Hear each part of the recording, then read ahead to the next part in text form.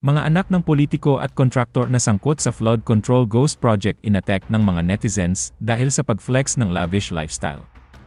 Pero bago ang lahat, kung ikaw ay bago sa aking channel, huwag kalimutan na mag-subscribe at i-click ang notification bell for more trending news. Hot topic ngayon ang mga anak ng mga politiko at mga contractors na umano'y sangkot sa maanulmayang flood control project ng Department Public Works and Highways na nagbulsa ng bilyong-bilyong pera ng taong bayan sa Pilipinas.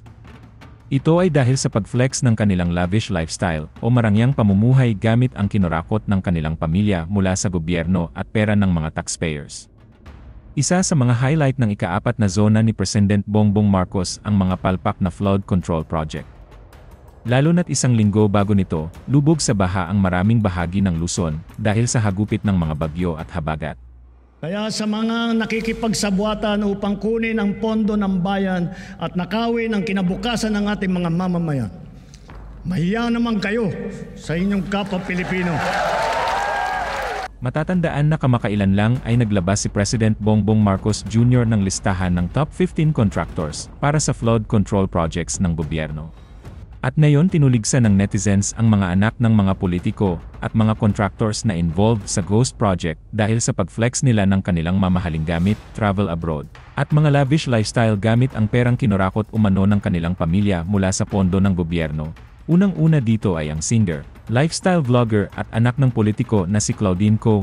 Mula sa paghanga at suporta na uwi sa pagkadismaya at pangbabatikos, ito ay matapos mabunyag ang kanyang kaugnayan sa pamilyang Co. Ng Bicol na konektado sa construction company. Siya pala ay anak ni dating Ako Bicol Party List Representative, Christopher Co, at pamangkin ni Ako Bicol Party List Representative, Zaldi Co.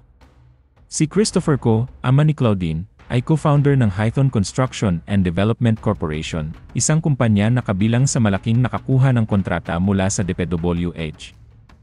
Samantala, ang kanyang tiyuhin naman na si Kong Zaldi Co ay Chief Executive Officer ng Sunwest Group of Companies, na sa isa rin sa pinakamalaking kontraktor sa bansa, at dating chairperson ng House Committee on Appropriations, isang posisyon na may malaking kapangyarihan sa paglalaan ng pambansang budget. Ayon sa listahan na nilabas mismo ni Pangulong Ferdinand Marcos Jr., kabilang ang Hython Construction at Sunwest Inc. Sa top 15 construction companies na nakakuha ng bilyong-bilyong halaga ng kontrata mula 2023 hanggang 2025, ngayon ay nasa gitna ng matinding pambabatikos si Claudine.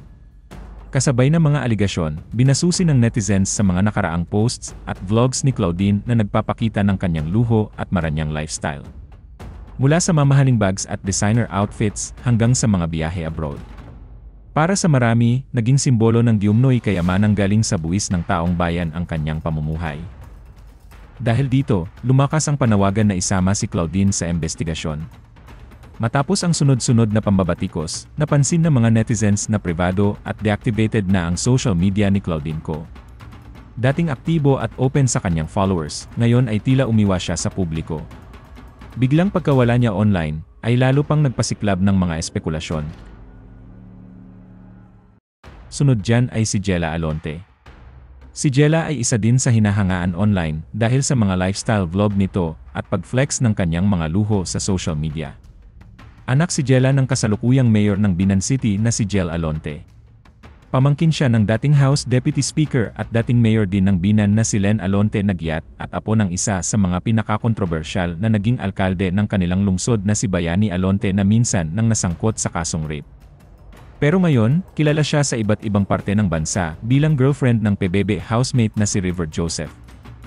Mula 1987, hindi nawala sa executive office ang pamilyang Alonte.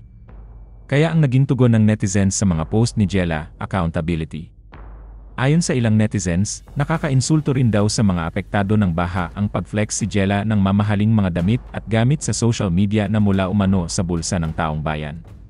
Sa kabila ng tinagal-tagal ng kanilang pamilya sa pwesto, hindi pa rin daw nare-resolva ang baha sa iba't ibang parte ng Biñan.